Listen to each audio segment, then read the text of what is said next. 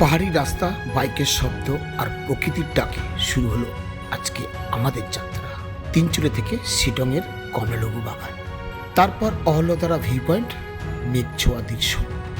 রাত্রে পৌঁছে গেলাম জলদাপাড়ার জঙ্গলে। পরদিন নদীর ধারে প্রকৃতির ভয়ঙ্কর রূপ দেখে অবশেষে পৌঁছে গেলাম বিন্দু, ভারত ও ভুটান সীমান্তে। এই পুরো যাত্রা গল্প থাকছে আজকের ভিডিওতে। ঠিক এরকম একটা সকাল, এখন ছাদে দাঁড়িয়ে এখন দৃশ্য দেখতে, চা খাওয়া দারুণ। সকালবেলা মর্নিং ওয়াক করতে করতে নিজের যে সাউন্ডগুলো বোঝার চেষ্টা করছি। বা ধারা টি এস্টেট, বিশাল বড় এলাকা, চায়ের বাগান।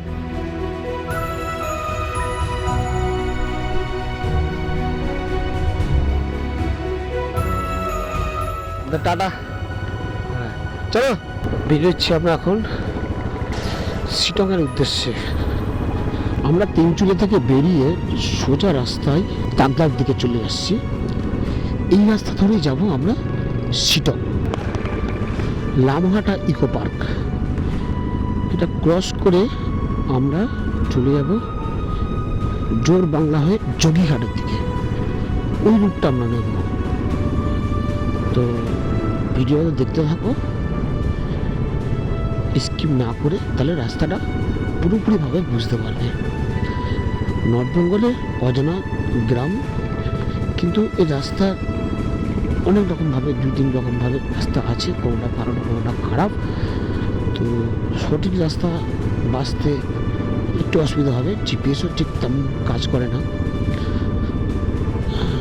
নর্থ বেঙ্গলে যে রাস্তা, মনে হচ্ছে আমি কোথাও উত্তরাখণ্ডে বা হিমাচলে বাইক চালাচ্ছি। আমাদের পশ্চিমবাংলার মধ্যে এত সুন্দর যে জায়গা আছে, আমার সত্যি কথা বলতে আইডিয়া ছিল না। আমরা জোর বাংলা হয়ে তারপরে যাব যোগীঘাট। এখান থেকে ঘুম 6 কিলোমিটার, মাংপো 17 কিলোমিটার, সেবক 45, শিলিগুড়ি 66। তাই রাস্তায় সবসময় জল, পাহাড় থেকে জল বইছে। তাহলে বর্ষাকালে রাস্তাটার অবস্থা তাহলে কী হবে? উত্তরবঙ্গে এরকম রাস্তা ছিল আমি জানতাম না তো। বাহ, সবাই দার্জিলিং করে, কালিম্পং করে, কিন্তু উত্তরবঙ্গে অফবিট জায়গাগুলো এত সুন্দর।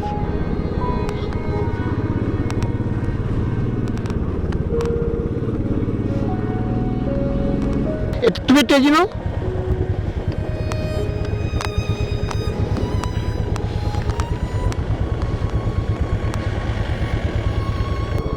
রাস্তা একটু তো ভাঙাচোরা পাচ্ছি। পুরো গ্রামের ভেতরে রাস্তা এটা, সুন্দর সুন্দর গাছ, সুন্দর সুন্দর ফুল। আমার গাড়ি তো এখন ব্রেক কম ধরছে। জোরে নিচে তো, হ্যাঁ।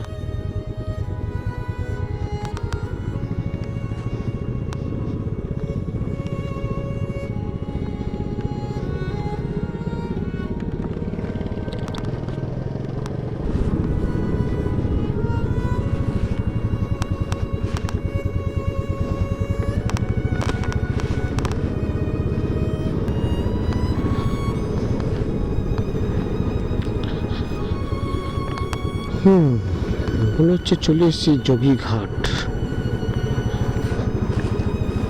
সবাই ফটো সেশন করছে। তো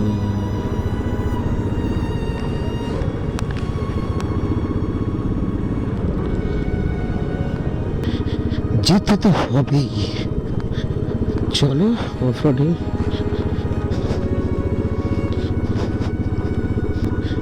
পিছনে মনে হচ্ছে একটা বাঞ্জিকাট খুলে গেল, ব্যাগ না পড়ে যায়, সেটাই চিন্তা।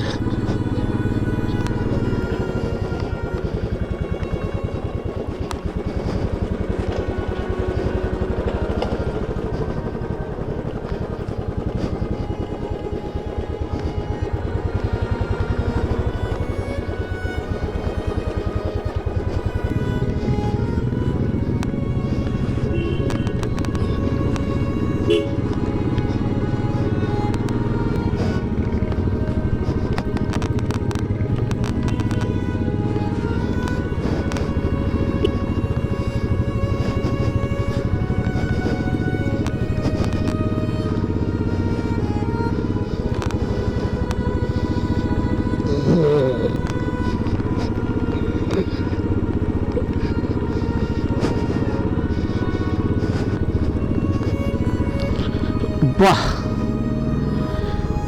পাক রাস্তা পেয়ে গেলাম। 500 সিসির গাড়ি এই রাস্তা 2 নম্বর নিচ্ছে না, 1 নম্বরে দিতে হচ্ছে। সিটাঙে ঢুকতে পারেনি, লেবু চালু হয়ে গেছে। দেখো লেবুর বাগান।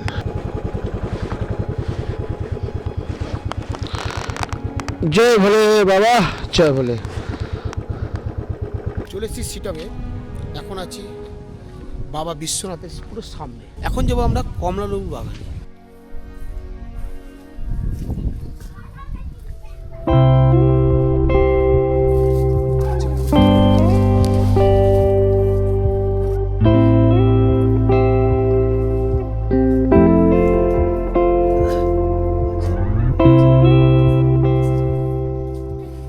সিটংয়ে মানুষ যে জন্য আসে সেটা হচ্ছে কমলালেবুর জন্য।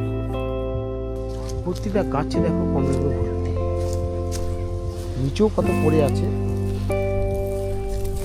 নিচেও পড়ে আছে।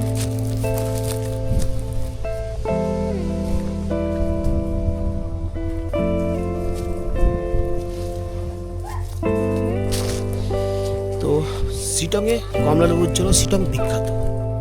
সেখানে সিটংয়ে গার্ডেনটা ঘুরলাম, অল্প কিছু এন্ট্রি ফি দিয়ে এদের বাগানটা এরা ঘুরতে দেয়। চলো ভাই, সিটং এক্সপ্লোর হচ্ছে আমাদের এখন। রাস্তার দুপাশে সবুজ পাহাড় আর মাঝে মধ্যেই সুন্দর সুন্দর ফুলের বাগান। সিটংয়ে পৌঁছে মনে হলো যেন পুরো পাহাড়টাই হাসছে। চারিদিকে কমলালেবুর বাগান, শান্ত পরিবেশ, সত্যি এ এক অন্যরকম অনুভূতি। এত চড়াই, এত খাড়াই, এত ন্যারো রাস্তা, পা মুশকিল। গাছের ফাঁক দিয়ে উকি ঝুঁকি মারছে কাঞ্চনজঙ্ঘা।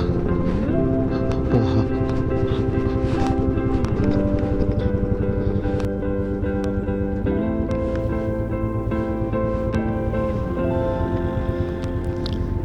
পাইন ফরেস্টের একটা স্পট।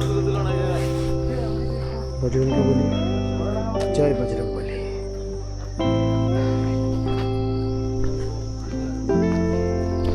এখানে পাইন, এখানে পাইনের জঙ্গল।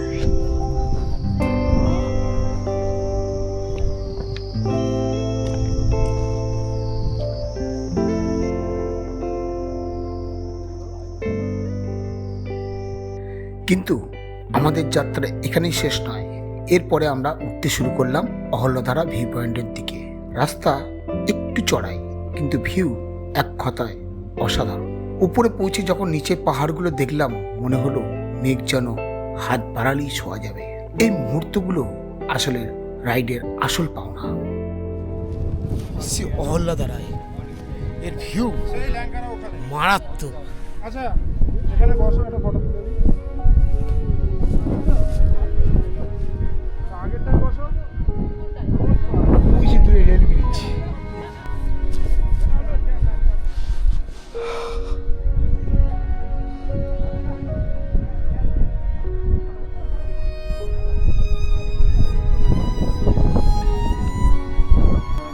অহল্যধারা কাঞ্চনজঙ্ঘা ভিউ পয়েন্ট কার্সিয়াং ডিভিশনের মধ্যে পড়ে। এনটিভি 20 টাকা। সানরাইজ ভিউ পয়েন্ট, এখানে নিচে হোমস্টেও আছে। হোমস্টেগুলো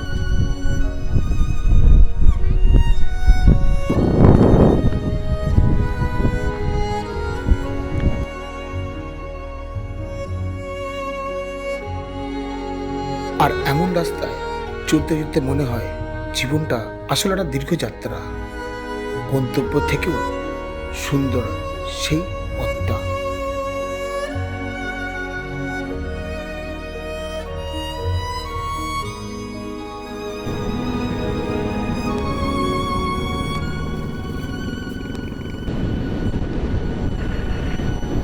এখন এখান থেকে প্রায় 120 কিলোমিটার রাস্তা। ধীরে ধীরে দিন শেষের দিকে এগোল। আমরা চললাম জলদাপাড়ার দিকে। রাত নেমে এসেছে, চারিদিকে জঙ্গলের নীরবতা, কিন্তু সেই নীরবতার মধ্যেই একটা রোমাঞ্চ আছে, একটা অজানা অনুভূতি। জলদাপাড়া রাতটা ছিল শান্ত কিন্তু গভীর।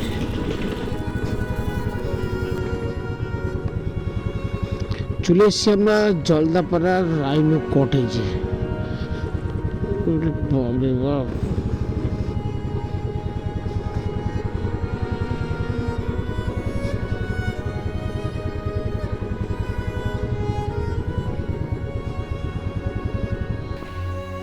রাইনো কটেজে আমরা চলে এসেছি। তো রাত্রির এখন প্রায় 8টা বাজে। আজকে আর কটেজটা ঘুরে দেখাবো না, কালকে সকালে কটেজটা ঘুরে দেখাবো। এখন গুড নাইট। পরদিন সকালে নদীর ধারে গেলাম। সেখানে দাঁড়িয়ে বুঝলাম প্রকৃতি শুধু সুন্দরই নয়, সে ভীষণ শক্তিশালী। নদীর স্রোতের উপরে পড়ে আছে বড় বড় গাছ, ভাঙন হয়েছে, ক্ষতি হয়েছে, কিন্তু সেই দৃশ্য, তার মধ্যেও আছে অদ্ভুত সৌন্দর্য। প্রকৃতি তার নিজের নিয়মেই চলে। এই গাছ নদীতে ভেসে এসেছে। বর্ষার কি রূপ ছিল তাহলে।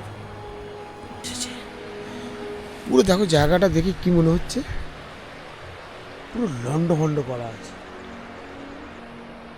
ওই যে বাঁধ বরাবর ছিল নদীর মুখ, বাঁধ বরাবর ছিল নদীর পথ, সেই নদীর পথটা ঘুরে এদিকে চলে এসেছে। জলদাপাড়া ওপারে যে বনাঞ্চল আছে, ওখান থেকেই মাঝে মাঝে ময়ূরের আওয়াজ শুনতে পাচ্ছি। সীসা মারা নদী। এবার বর্ষায় ওই নদীর মূর্তি ছিল অন্যরকম। তার প্রমাণ কিছু আপনারা দেখতে পাবেন। এই দেখুন,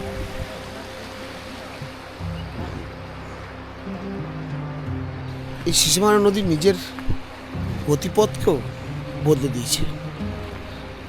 আগে ছিল ওইখান থেকে বই প্রবাহিত হতো, সে এখন গতি বদলে এই করে এইভাবে ঘুরে এই যে হয়ে যাচ্ছে। এখানে একটা পার বাঁধানো বাঁধ ছিল, সেটাকেও ভেঙেছে।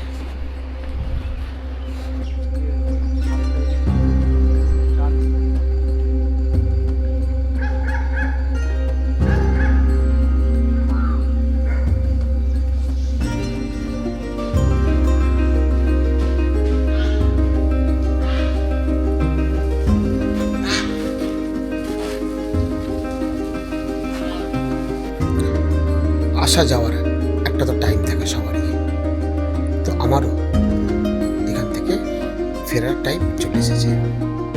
রাইনো কটেজকে বাই বাই করে আমরা এখন বেরোচ্ছি অন্য একটা ডেস্টিনেশনে। সেখানে কী কী দেখবো, কী কী এক্সপ্লোর করবো, আপনাদেরকে সব কিছু আপডেট দিতে থাকবো। এইসব অভিজ্ঞতা নিয়েই আমরা রওনা দিলাম শেষ গন্তব্যের দিকে, বিন্দু। চাপড়াবাড়ি ওয়াইল্ড লাইফ সেঞ্চুরি।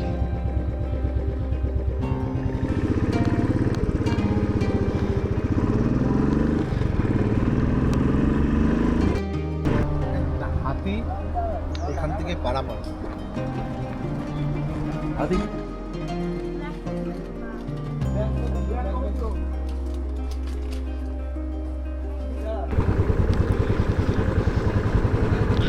ওপারটা ভুটান আর এপারটা ইন্ডিয়া। আমরা বিন্দু পৌঁছে গেলাম। এটা হচ্ছে ভুটান এবং ইন্ডিয়ার মাঝে হচ্ছে ব্যারেজ। এই যে ডান দিকে যে পাহাড়টা আছে, এই ডান দিকে পাহাড়টা হচ্ছে ভুটান, বাঁ দিকে হচ্ছে আমাদের ইন্ডিয়া। বিন্দুতে সে দোকান আছে। এখানে কিন্তু একটা জিনিস, চকলেটটা বেশি বিক্রি হচ্ছে।